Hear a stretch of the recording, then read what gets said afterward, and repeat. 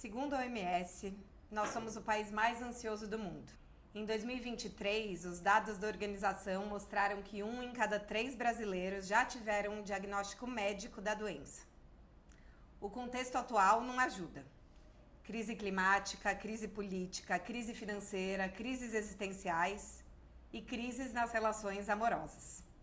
O aumento de 160% nos divórcios ao longo dos últimos 10 anos, apontado pelo IBGE, e a epidemia de ghostings, fadings e orbitings aponta para um acúmulo de frustrações amorosas que tem deixado marcas em muitos corações brasileiros. Exaustos e à flor da pele, queremos nos relacionar, mas quase que em estados de estresse pós-traumático, já nos vemos preparados para o pior. Num mundo cada vez mais acelerado, esperar pelo desenrolar de fazer uma vinculação amorosa nos parece da ordem do impossível. Como então fazer o amor ser possível com tanta ansiedade? Como perceber que talvez o que chamamos de intuição e autorresponsabilidade às vezes seja mais ansiedade falando e boicotando nossas relações amorosas? Para conversar sobre ansiedade, angústia e os efeitos nas nossas relações afetivas, eu tenho a honra de trazer ao podcast Amores Possíveis o psiquiatra Rodrigo Bressan. Rodrigo, muito obrigada por estar aqui comigo para falar sobre esse mal do século e dos nossos corações. Prazer estar aqui, Carol. Falar desse assunto é sempre interessante e toca a todos nós. Eu queria começar te perguntando quais você acha que são os principais efeitos da ansiedade nas relações afetivas hoje e o que você percebe na clínica? Então, eu acho que quando a gente fala ansiedade, às vezes a gente só imagina como algo negativo. Ansiedade faz parte da saúde mental. É algo que está ligado a uma das vivências, como tristeza, como angústia, elas fazem parte como umas reações que a gente tem. E a ansiedade, ela está num contínuo com uma experiência de prazer. Eu estou com medo, mas eu quero ao mesmo tempo e tal. Eu estava pensando em paixão aqui. Não existe você ficar apaixonado e não ter picos de ansiedade enormes, né? E o oposto da ansiedade, estou com medo, ela não vai me ligar, ela não gosta mais de mim, de repente ela liga e eu fico naquele êxtase que ela gosta de mim e tal. Então, faz parte da vivência você ter um componente de ansiedade das diversas vivências. Eu tenho que acabar essa tarefa. Eu tenho um nível de ansiedade. Então, quando a gente fala ansiedade, não dá para imaginar na experiência humana sem. Na experiência idílica, sem. Quando a gente quer não ficar ansioso, é a coisa, é o jeito melhor para ficar mais ansioso assim, ainda. Eu quero controlar minha ansiedade. Como? Vou meditar, vou fazer... Sim, meditar, fazer estratégias ajuda, mas você não controla. Então, uma abordagem, para mim, chave para as pessoas lidarem com a ansiedade é aceitar. Nós vamos ficar ansiosos. Eu tenho que te dar uma entrevista aqui. Eu vou ficar com frio na barriga e ansioso, porque tem câmera, microfone. Então, faz parte da experiência ter esse tipo de coisa. Acho muito interessante você começar falando isso, porque eu tenho tido a sensação que a gente está mais fóbico no amor, porque talvez a gente tenha a ilusão de que a gente tem mais controle na vida. Então, hoje, eu sempre dou esses exemplos. Então, eu quero pedir minha comida no Rappi, ele chega em 10 minutos. Eu tenho uma afilhada que tem diabetes, você controla a glicemia pelo celular. Eu quero ver 10 episódios na sequência, eu vejo. E aí eu não controlo a velocidade da resposta do cara que eu tô saindo. Eu não sei o que vai ser, e aí eu vou acordar lá e eu vou embora, não vou embora, essa relação vai funcionar, não vai funcionar. E a ansiedade vem, e aí é melhor... Não, já essa história vai dar errado, é melhor eu ficar sozinha, porque eu me viro sozinha. E aí a gente tá numa sociedade hipermedicada, anestesiada, e eu imagino que as pessoas correm pro seu consultório e falam, me dá um remédio que eu não quero sentir nada. Exato, porque assim, a experiência, eu tô apaixonado e ela quer, não me quer, liga, não me liga. Se eu achar que eu não vou ficar ansioso e ficar ansioso, isso vira um mega problema. Porque aí vira patológico, você é um médico, precisa do remédio e tal. Não, você vai ficar ansioso. E faz parte lidar com essa ansiedade. Eu acho que o que você está falando é perfeito. Se você acha que vai controlar tudo, perdeu. Perdeu que não vai conseguir. Então, aí como é que você lida com não controlar? O que não significa que se atingir níveis muito intensos, você tem que pedir ajuda. Mas, para lidar com a experiência em si, estou ansioso, não estou ansioso, qual é o melhor método? Conversar com alguém próximo. Ah, você não sabe, ela não me ligou, papapá. Aqui precisa de um nível de intimidade enorme? Não. Uma troca, pequenas conversas ajudam um monte. A gente tem que aprender estratégias de mitigar a nossa ansiedade. E são estratégias do cotidiano. Eu costumo falar em situações ansiogênicas, né? Por exemplo, uma entrevista, uma palestra e tal. Uma das coisas que me ajuda é fazer uma brincadeira, fazer uma piada.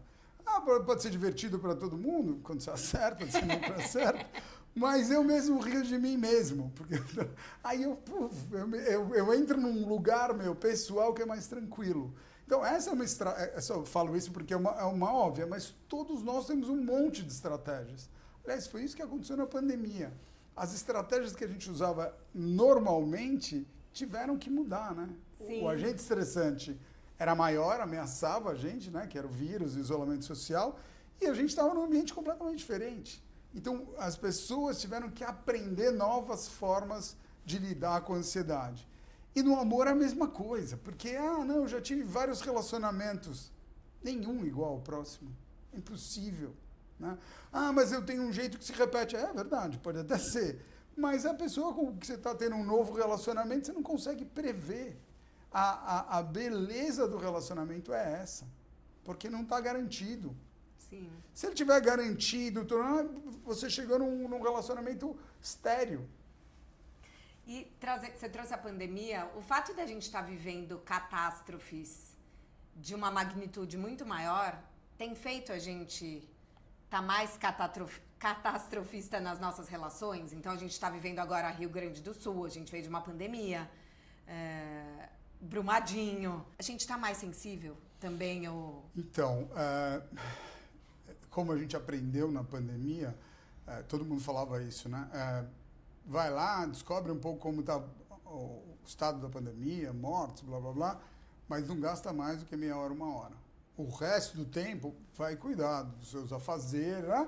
E da sua saúde mental.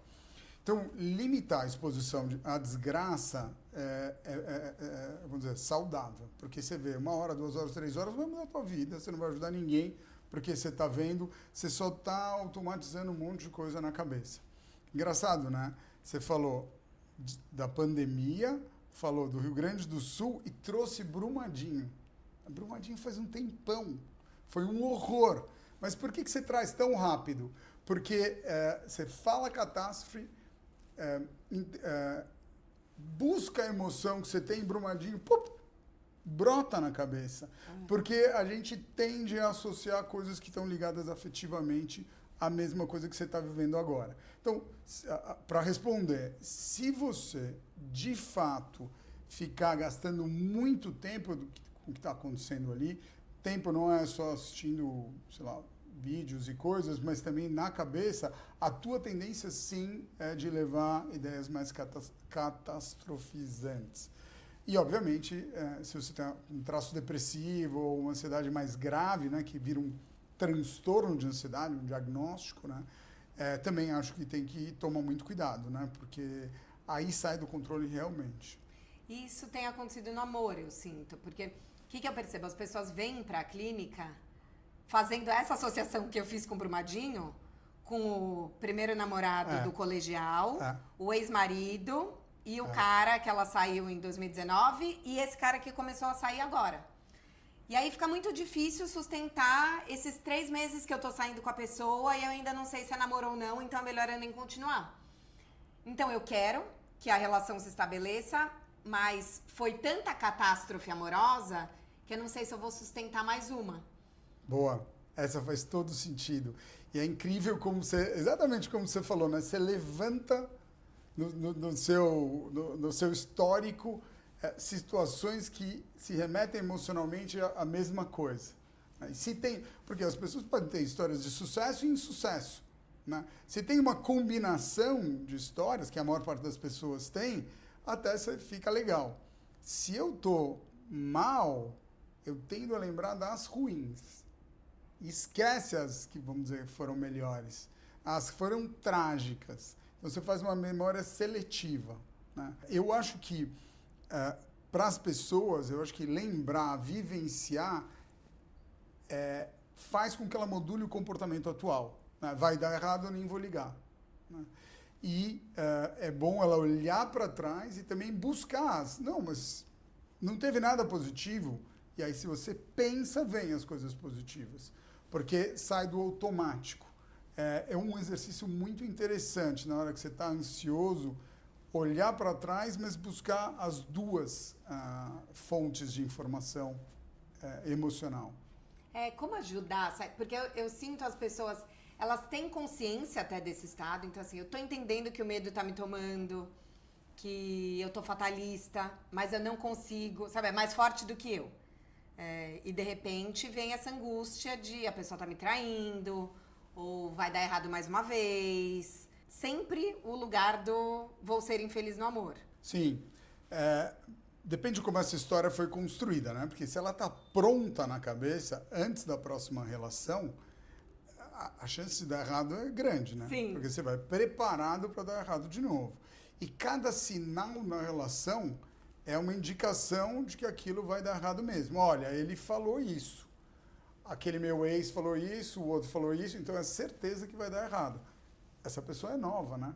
Você não sabe o que vem da interação. Isso é muito interessante porque não é só o indivíduo que você está se relacionando, que você pode olhar o histórico de relacionamentos dele, é a interação contigo, né?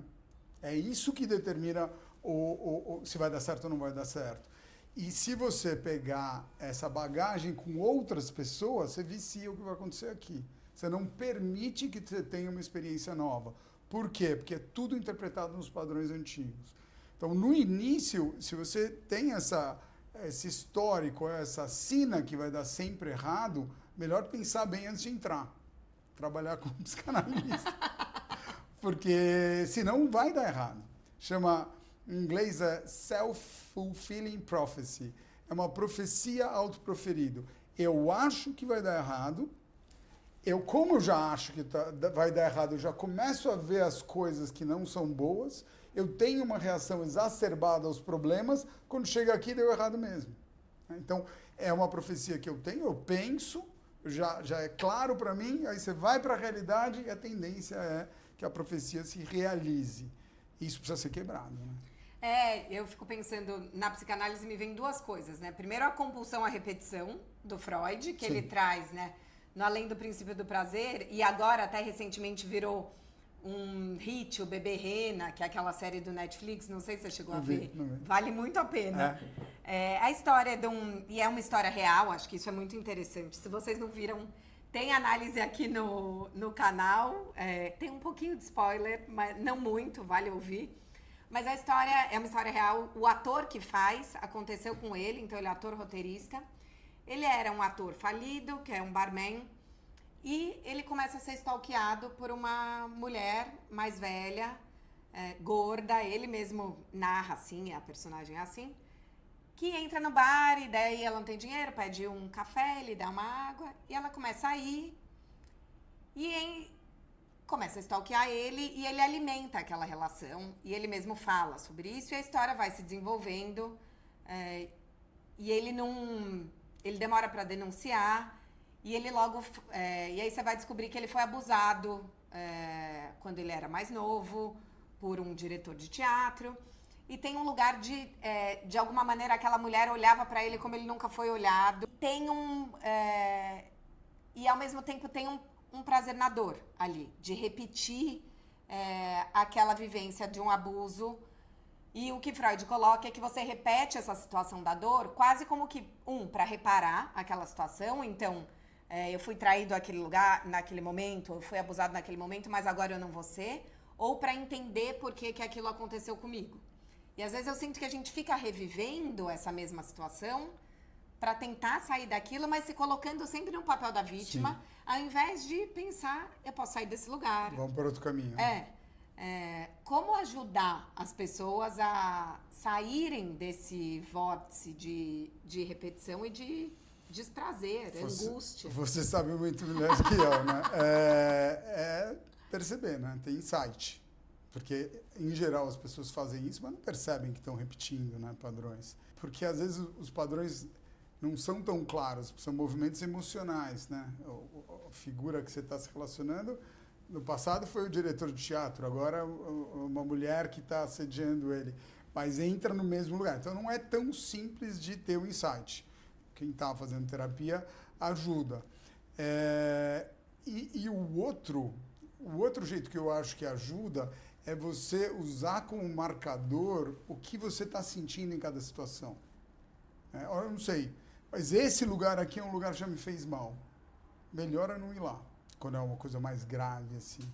E quando você está em análise, você consegue verbalizar e entender melhor o que está acontecendo. Mas, às vezes, fora de análise, você não entende, mas você fala, esse lugar não vou. Não vou para o beco escuro. Já me dei mal, já fui assaltado lá, não vou. E emocionalmente, às vezes, dá para ligar um alarme. A vontade é de entrar no beco escuro de novo. Mas um parâmetro é o que você sente. Tem um outro lugar que eu queria entender se tem a ver, se está conectado com a ansiedade, que é também o sustentar ou não sustentar a angústia. E daí o Lacan fala dos 3 tempos, né? Que é o instante de ver, o tempo para compreender e o momento de concluir. E eu sinto que a gente está pulando o instante de ver para o momento de concluir e já concluindo catástrofes. A gente não está se permitindo esse tempo para compreender, porque não dá tempo. Porque eu escuto áudio em velocidade 2, porque eu tenho que responder 18 coisas, porque só no Brasil as pessoas têm 41 mil matches no Tinder por hora. Então, se eu demorar muito, só enquanto você está vendo esse podcast, 41 mil pessoas deram match no Tinder. Então, se você não estava lá, quantas pessoas você perdeu?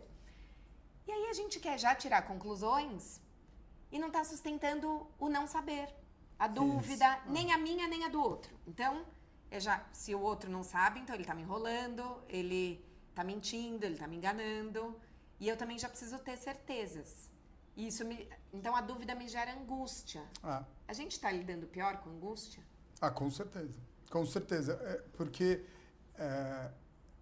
tem uma questão da tecnologia, dos hábitos mudando, da intensidade.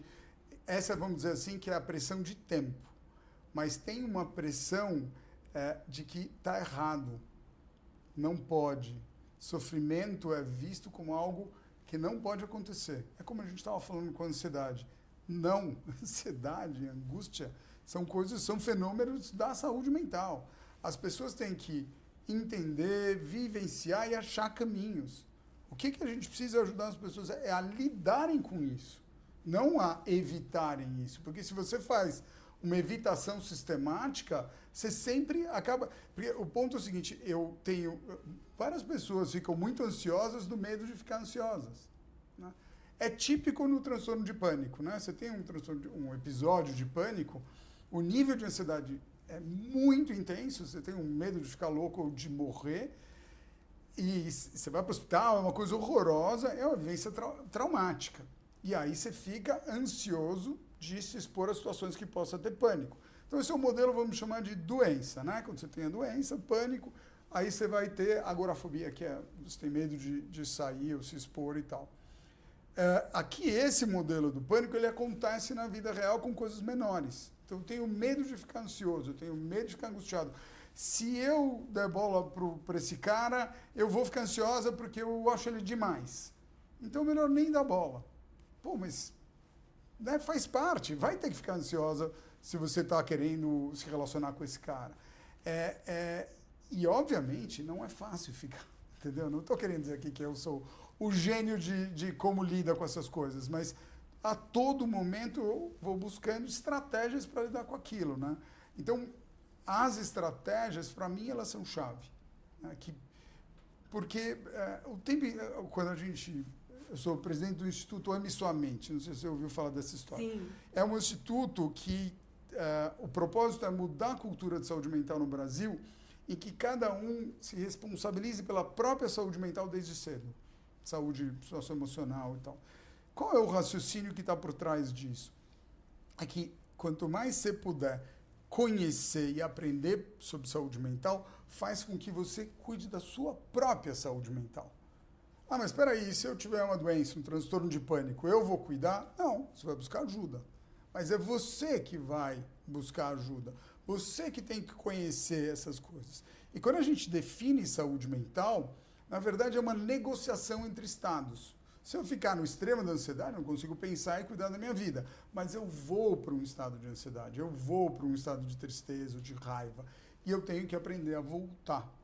Então, manejar, negociar esses estados emocionais é a saúde. A gente faz isso o tempo inteiro. Tem gente que maneja a raiva dando um berro. Funciona? Funciona. O cara se livra da raiva. Funciona na vida? Não, não funciona, porque ninguém aguenta berro mais. Sim. Então, você vai usando métodos. E esses métodos, eles têm que ser cada vez mais funcionais. Quais são boas ferramentas que vocês praticam no Instituto?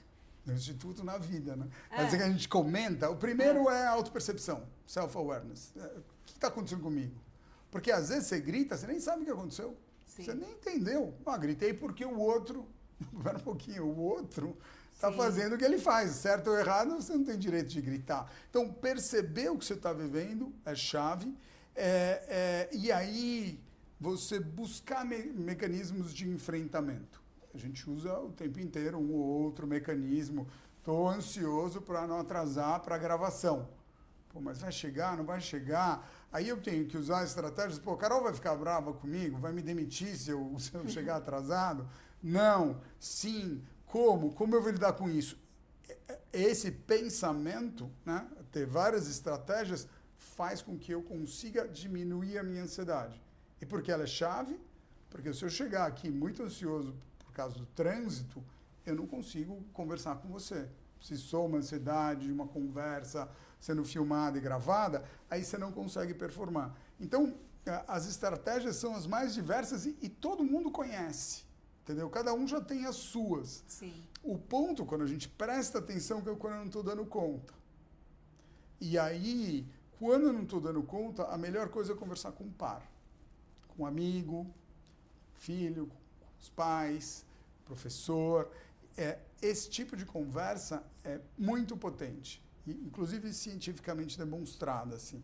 Com estresse maior, uma das coisas que mais funciona é apoio por pares, grupos de pares. Então, na pandemia, que estava aquele estresse louco, o Instituto faz formação em saúde mental para professores de escola pública, né? Forma os professores. Só que não era hora de formar ninguém, né? Estava todo mundo no caos, em pânico. Então, o que a gente fez? Organizou grupos de apoio por pares.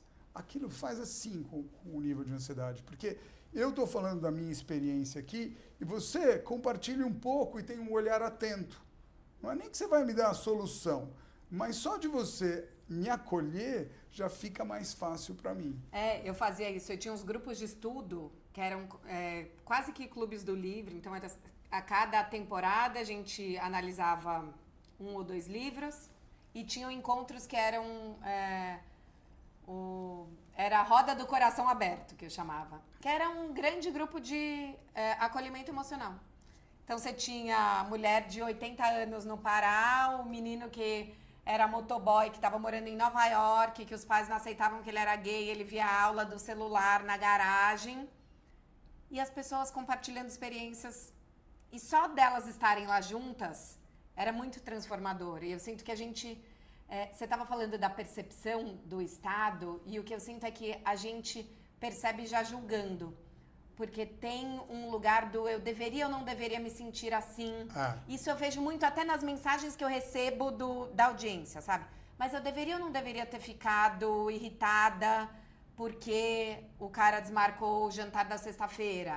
Eu podia ou não podia ter...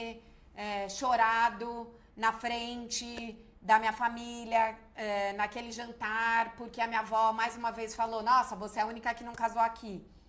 Não tem o podia ou não podia no sentir. E daí eu acho que a gente percebe, mas já se julga. Isso não ajuda também, né? Então, essa é uma imagem boa, né? Podia, deveria, você não tem escolha. Né? As coisas ocorrem, né? Quem medita sabe disso. Os pensamentos passam. O problema, ou as emoções passam, o problema é se você fica presa nelas. Quando você vai acontecer de alguém falar na mesa que você não casou, pô, é chato pra caramba, você pode ter as suas frustrações. Às vezes é ótimo não casar, né? Mas se você tem essa frustração, você é exposta àquilo. Então, isso pode acontecer. Eu vou ficar chateada porque minha avó falou isso. Como eu lido com a minha chateação? Eu não deveria ficar chateada? Como assim? Você fica chateado. Então, tem que primeiro respeitar o que está vivendo para poder transformar. O deveria ou não deveria, vem essa onipotência de que eu vou controlar as minhas emoções. Quando a gente usa esse termo negociar estados mentais, é exatamente isso. Ninguém manda no negócio. A gente vai lidando com as questões, né? E você sabe uma coisa que me veio à cabeça quando a gente estava falando, e você falou desse grupo, né, que conversava, uma pessoa em Nova York, em todo lugar, o que aconteceu com esse nível de urbanização que a gente tem, é difícil você trocar ideia com alguém do seu lado. Não tem mais muito, né? Agora as pessoas estariam com a cadeira na calçada, olhando o outro passar, conversando com a pessoa do lado. Isso, a redução da sua rede de convivência dificulta essas estratégias de lidar com as emoções. Então, a gente tem mais patologia psiquiátrica em centros urbanos do que em centros rurais, em áreas rurais. Você acha que a gente está ficando... porque teve uma pesquisa do Meta que saiu agora no começo do ano, era a Meta e a Gallup fizeram, que a gente está vivendo uma epidemia da solidão. Então, no mundo, 1 a cada 4 pessoas se sente muito sozinha. E que isso tem muito a ver com a percepção de que os vínculos estão frágeis, né? E que a intimidade está fraca. Então, mesmo as pessoas que moram juntas não se sentem conectadas. Eu acho que tem um fenômeno real de nível de convivência, porque às vezes você pode ter uma relação superficial com as pessoas, mas se sentir ali convivendo e tal. Então diminui o número de pessoas com quem você está convivendo de fato, né? Porque outra coisa é convivência virtual. Convivência virtual pode gerar uma satisfação alta, né? E pode não gerar. E é mais difícil que gere na virtual do que na pessoal. E, em geral, na virtual você está sempre provocando, né? Se você convive com mais gente, você tem uma atitude. Passivamente você vai encontrando e conversando mais. Mas quando a gente fala de solidão, não é não ter ninguém do lado, né? É um vazio que a gente tem e não sente que está conversando com ninguém. Então, essa solidão, ela realmente dificulta isso que eu estou falando, né? Se você poder trocar e se sentir melhor.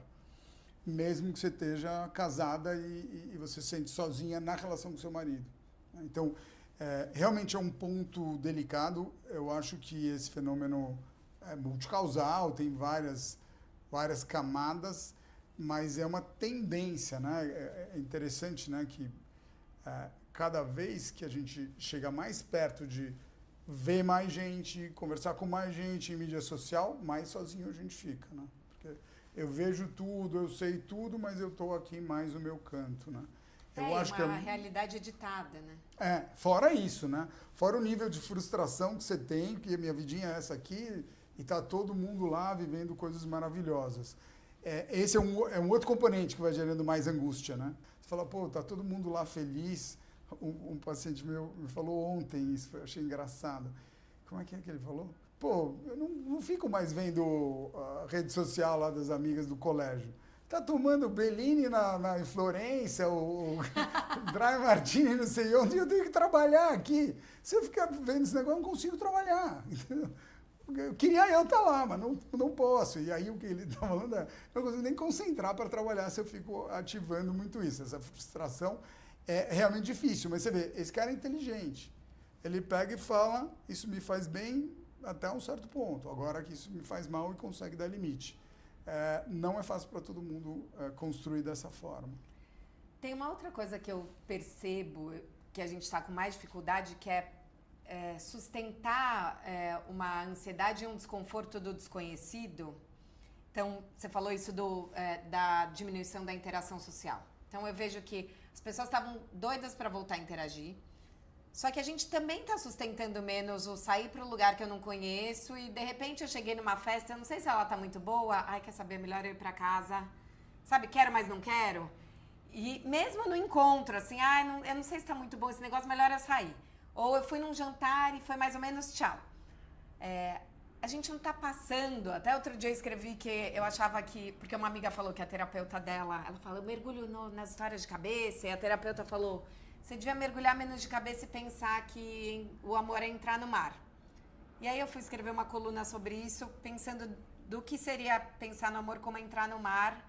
E tem um lugar do passar pela arrebentação. E a gente não tá passando pela arrebentação em todas as relações. Nem isso do fazer novos amigos... então eu vou sair sozinho, eu vou me colocar. Eu sinto que é não passar angústia nem ansiedade e a gente retrai. Você percebe isso? Percebo bastante, assim. E tem a ver também com você tem pouco, você não treina, né? E quando você treina mais, você cai a ansiedade, né? Você fala, eu sei como é que é. E é possível, né? Você tem esse tipo de crença. Eu acho que as pessoas fazem uma evitação baseada nessa ansiedade ou a expectativa de, né? Se eu for na festa... Porque você fala da festa, né? Mas você não esquece de falar que... será que eu estou bonito o suficiente? O que vão achar de mim? Festa é um lugar que você tem muita ansiedade social, né? Vão gostar? Vou ficar sozinho? O que vai acontecer? Então, normalmente tem muito menos a ver com a festa e muito mais a ver com você. Obviamente, vai ter festas que você conhece mais gente, que você prefere a música, que você se sente mais à vontade. Mas, se você está querendo ampliar o seu círculo, e você tem que enfrentar para aproveitar as experiências, né? É interessante isso que você falou. Eu achei boa essa metáfora de amar é entrar no mar, mas atravessar a arrebentação não necessariamente é a metáfora de entrar no mar, né? Mas se você quiser surfar, vai ter que atravessar a arrebentação, né? Então, não tem jeito, esse enfrentamento faz parte, né? E como é que a gente pode ir treinando ele? Sabe uma técnica boa? Ir com alguém na festa. Achar estratégias que te deixem mais tranquilo. Para festa, para um date. Então tá bom, vamos marcar com mais gente, esse tipo de coisa. Mas o que eu acho chave é que tem uma intencionalidade por trás disso, né? Quando você me pergunta como, se fizer a pergunta já está ótimo. Porque se você faz a pergunta com tranquilidade, consegue pensar, você busca estratégias. Não, então não vou em qualquer lugar. Eu vou naquele restaurante que eu conheço e eu me sinto bem. Mas não é o mais bonito? Não importa, eu me sinto bem. Então você vai achando coisas que podem te ajudar naquele enfrentamento. Então, a receita de bolo, assim, né? Para esse tipo de coisa. A outra coisa é também conversar com alguém, né? O cara é tão não sei o quê, será que ele vai me achar legal, né? Mas você também é legal, né? Então, pequenas falas dessa podem ajudar muito, né? Sim. E eu falei da fobia no começo e eu sinto que a gente também, às vezes, está controlando tanto. Eu sinto que a gente confunde frustração com decepção. Eu lembro que uma vez também um paciente chegou e ele estava já há umas 2 semanas contando que ele estava conversando com o cara pelo aplicativo, ele estava muito ansioso, ele ia conhecer o cara e daí ele voltou e falou... Na sessão, falou, decepcionadíssimo. Ele estava assim, foi nada do que eu esperava. Falei, mas foi bom? Não, mas não foi nada do que eu esperava, porque a gente foi tomar um sorvete, daí, sei lá, a gente deu um beijo, foi embora. Acho que ele esperou que eles fossem passar o domingo juntos. Eu falei, mas eu queria saber se foi bom. Não foi, mas é que não foi nada do que eu esperava. Bom, tá bom, mas é uma pessoa, não é um personagem dentro de uma história que você construiu. E eu sinto que é isso, a gente está controlando tanto as coisas que também você já stalkeou a pessoa, então você já criou histórias que você vai contar, porque você acha que vão interessar ela. Que você já viu que vocês têm similaridades e aí você quer apostar no seguro. Você já vai sugerir um lugar que a pessoa já foi, então você acha que ela vai gostar. E aí quando a expectativa se frustra, ao invés de você jogar no improviso, tem um lugar do... não, então...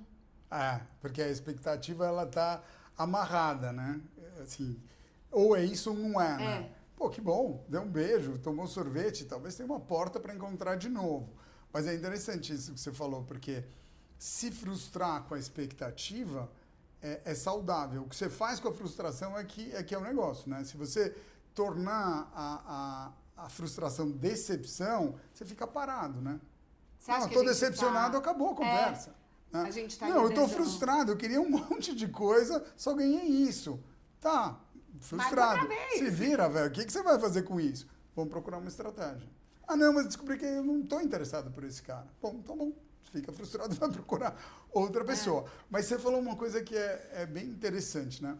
Quando você faz essa coisa de ficar mapeando a pessoa, stalkeando e pegando elementos para poder entrar na relação, o que acontece é que você está montando todo o método para dar certo, para correr menos risco. Eu acho que, assim, relações são arriscadas. São arriscadas. Sempre. Se elas deixarem de ser arriscadas, não são relações. Né? Ah, eu quero te agradar aqui. Pô, mas eu sou do meu jeito, eu não vou te agradar sempre. Ou vou te agradar de vez em quando. Então, nós vamos tendo que achar jeitos de funcionar. Agora, não, vou minimizar risco, tem que dar tudo certo porque eu fiz tudo certo. Wishful thinking, né? Quer dizer, não vai rolar, porque imaginar que você controlou tudo e a pessoa vai gostar de você ou vai querer você é péssimo também, sabe por quê? Porque a pessoa acaba gostando do que você fez e aí fica fake, né? Fica falso o jeito como você se apresenta. E você fica refém de um personagem. Exato. E aí você perde a coisa-chave em relacionamento que é a intimidade, né? Não tem coisa menos íntima do que você montar todo o cenário, né? A intimidade, que eu acho que as pessoas morrem de medo, né? Que eu acho que esse é o passo, assim, vamos dizer, que é o mais delicado. É melhor ser um personagem do que falar que você é frágil, se colocar como vulnerável. Se eu for vulnerável, a pessoa não gostar de mim. E aí, como é que eu faço? É assim mesmo. Essa é a história. Em geral, quando você se mostra vulnerável, você tem uma conexão. Né? E as pessoas, a gente que trabalha com saúde mental e preconceito, quando você fala de uma situação de saúde mental tua aberta, a outra pessoa tende a se conectar. Então, a vulnerabilidade ajuda a conexão, mas o problema é que todo mundo está num risco maior, né? Eu vou falar que eu estou triste porque eu passei tal situação na minha vida e papapá. Aí a pessoa, será que esse cara é legal, fica passando essas situações e tal? Então, é melhor eu falar que eu sou legal, que só teve sucesso na minha vida, eu nunca tropecei, né?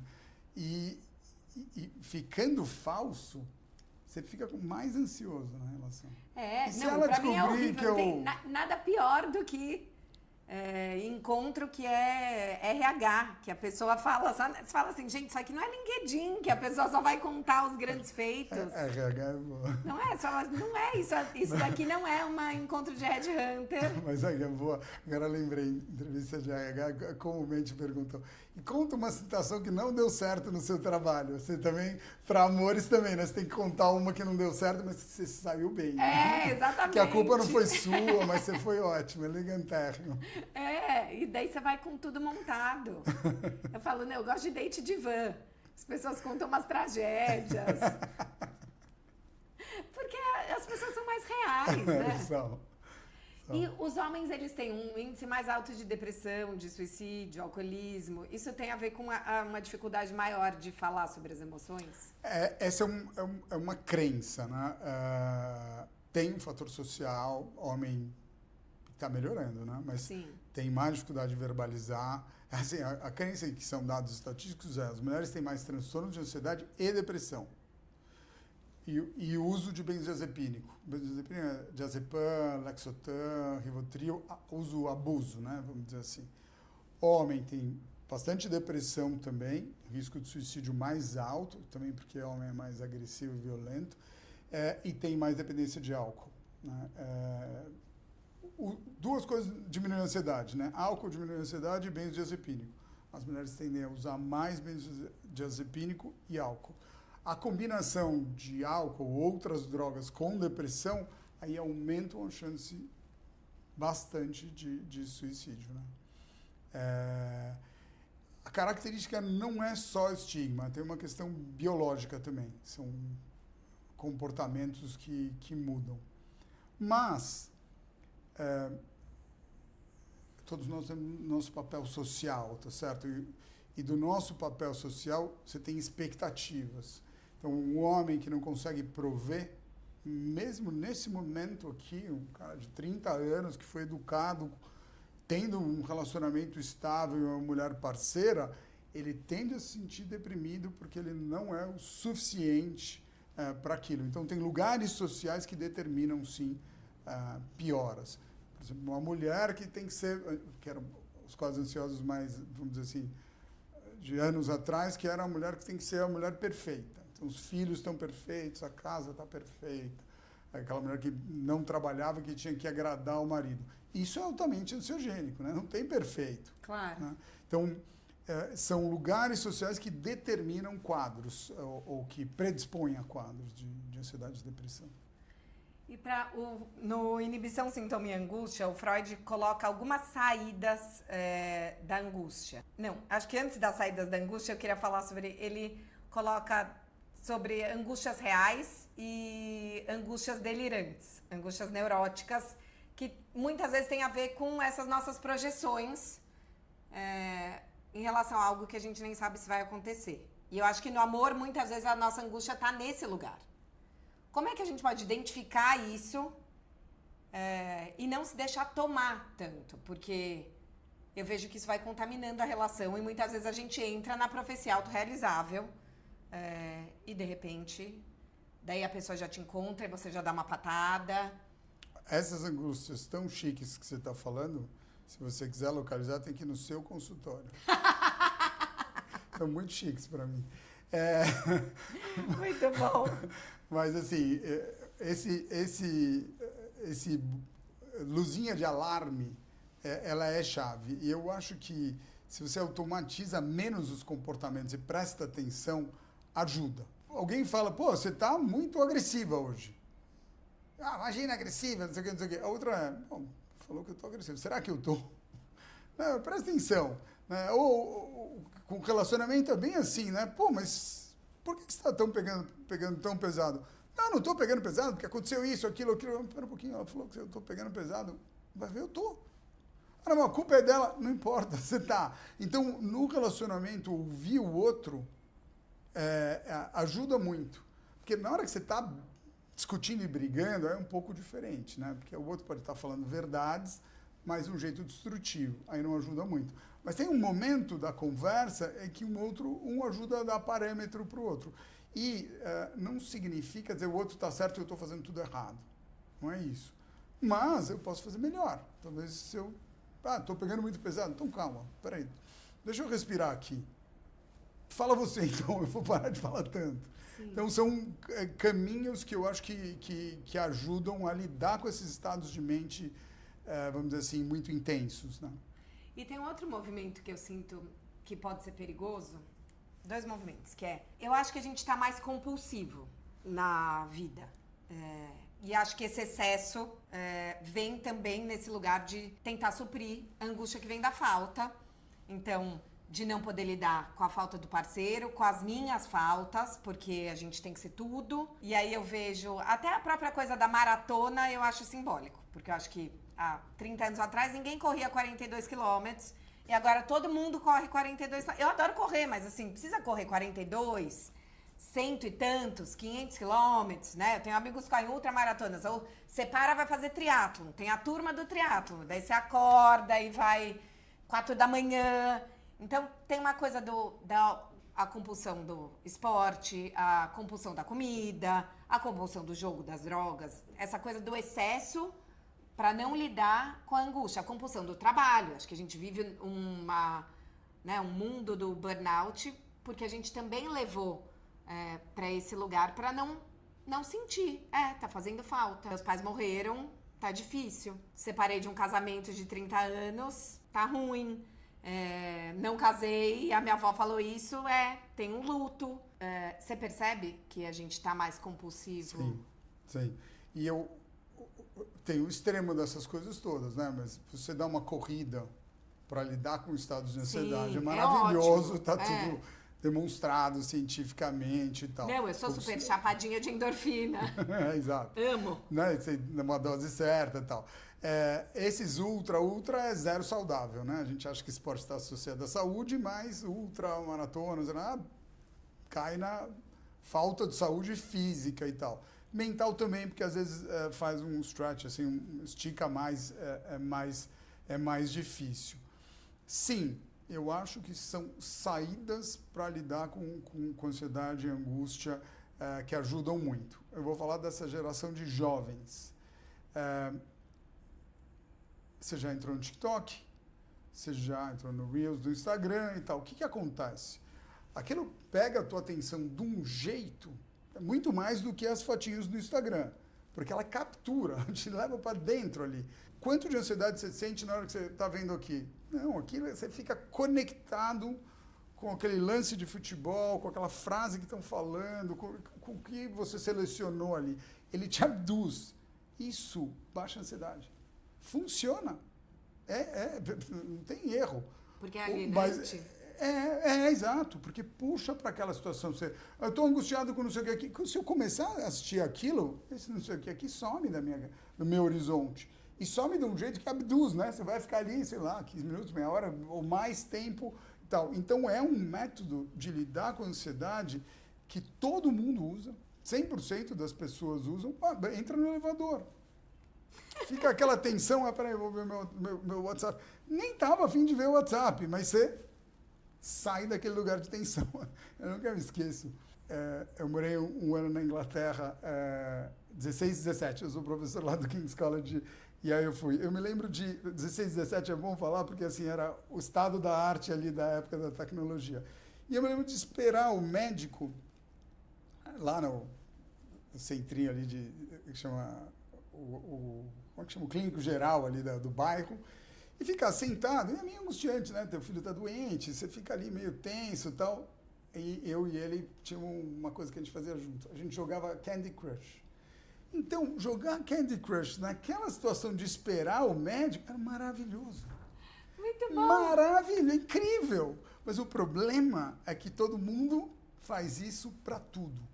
O tempo inteiro. Para a ansiedade do constrangimento social do elevador, para N coisas. E aí vira este o método. Eu não consigo mais tolerar essa ansiedade. Né?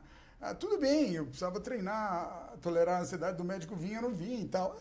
Mas eu já estou velho, já aprendi e tal. Os moleques, eles têm muita dificuldade de lidar com isso. Eu dei carona para uma amiga da minha filhada, voltando da praia em janeiro, 15 anos. Ela falou... A gente vê filme no Netflix Velocidade 2, porque a gente quer saber logo o final. Nas férias. Falei, janeiro, vocês estão de férias na praia, Velocidade 2. Então, assim, se você não tem tempo para ver o filme das férias na velocidade normal, como é que você vai esperar para saber se o carinha que você tá saindo tá afim de você e se você tá afim dele? A gente não vai esperar. Vai distorcendo toda a possibilidade de uma convivência humana minimamente saudável, né? Interessante isso que você está falando. Para mim não era tão clara a repercussão na vida amorosa, assim, porque isso vai tendo. Eu vejo isso muito com jovens em relacionamento sexual. Na minha época, o que você via de pornografia era Playboy. Sim. Né? Estático, o nível e tal. Agora todos veem tudo que está disponível aí. E a sensação que eu tenho é que sexo virou quase uma coreografia. Porque você assiste ali, tem que fazer isso, e aí você repete. E sabe o que acontece? Jovens, molecada, super ansiosos. Porque não estão Porque a performance não é ir lá e transar e ver o que acontece. É fazer a coreografia. Então você fala assim, mas será que eu vou ser um ator bom para esse espetáculo? Todo mundo tem ansiedade na hora que você vai transar. Óbvio. Se vai entregar ou não vai entregar na cama. Mas quando fica roteirizado, para mim, eu acho isso fica muito artificial. E você vê os jovens comentando as partes do roteiro, como cada um performou. É muito pesado. Não, e tem um lugar que é perverso também, que é assim, não, mas enquanto você não se amar, ninguém vai te amar. E daí o que eu vejo? tem um hiperinvestimento em si, então assim, aqui não tá dando certo, então eu vou focar em mim. E daí também é esse lugar compulsivo de, tá bom, desinvisto aqui minha libido em tudo, e aí eu vou fazer 18 cursos, vou fazer minha pós-graduação, e daí eu vou meditar, e aí não sei o que. E eu volto para um controle absoluto, achando que é autodesenvolvimento, mas tá virando uma autopressão. E eu vejo isso também muito nos jovens, assim, não tem nenhum tempo de ócio. O que eu sou não é bom o suficiente, porque é isso, eu preciso ser o melhor ser transante, a melhor filha, a melhor amiga, a melhor neta, o melhor funcionário. Não vai ser. E aí, enquanto eu não for, não posso voltar pro jogo. E aí você fica num lugar do e a culpa é minha. Porque então, eu não vou ser promovido porque eu não sou boa, eu não vou voltar a namorar porque eu não sou boa, e a culpa é minha. Ao invés de entender assim, tem um amigo que fala, abraça o seu caos. Tem um lugar de uma autoaceitação que a gente deveria trabalhar, que não tá mais posta em jogo. Você sabe que o que eu me lembrei, assim, eu não jogo bem futebol. E futebol é uma coisa muito importante para menino e tal, né? Qual é o seu lugar ali no ranking masculino? São os que jogam bem futebol. Sim. Quando eu assumi que eu sou grosso, minha vida ficou muito melhor. Muito bom, Não adianta, eu jogo mal. Quer que eu jogar comigo? Se não quiser, não tem problema, mas eu jogo mal. É mais fácil você vir para esse lugar do que funciona e do que não funciona, do que ficar, né, nessa expectativa de performance em todos os campos, né? Aqui eu jogo mal, mas ali eu jogo bem. Eu jogava melhor basquete, então eu jogo bem basquete. Mas futebol era que era o importante, né? E acho que por último eu queria só passar por uma coisa dos mal entendidos. Porque tem o Adam Phillips, ele tem uma frase muito boa. O Adam Phillips tem um livro que chama Monogamia, e ele fala que uma relação tem sempre grandes mal-entendidos. E a gente não está sustentando mais mal-entendidos. Até porque a gente pergunta para o ChatGPT e ele tem a resposta das coisas. Então a gente não está sustentando não saber, né, esse tempo do que está acontecendo, não sei se eu quero, se eu não quero, se a relação vai para frente, não vai. E os mal-entendidos. Eu tenho um psicanalista que eu adoro, que no fim virou amigo, que eu entrevisto já há um tempo, que é o Daniel Omar Pérez, que é argentino e mora aqui. E ele fala, acho que a gente é todo mundo estrangeiro quando a gente pensa no amor. Tem um lugar de um desentendimento das línguas, né? E desse mal-entendido que sempre vai estar posto.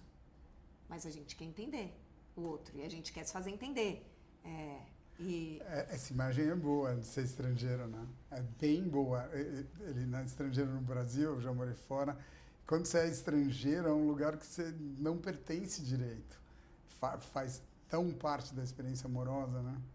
E tem que tolerar. Como aceitar o estrangeiro no outro sem achar que isso é uma ameaça? Você sabe que eu tenho uma que eu falava, né? Dentre as experiências de você morar fora e tal, o que eu ri de piada que eu não entendia foi incrível. O que significa? Eu estava ali ouvindo aquele barulho querendo fazer parte, mas eu não estava dando conta da experiência. Mas você tem que ir aguentando, né? Eu acho que faz parte. Linda imagem. Muito obrigada, Rodrigo. Que legal. Que a gente possa ter coragem de ser ansioso e ser Exatamente. estrangeiro no amor. Exatamente.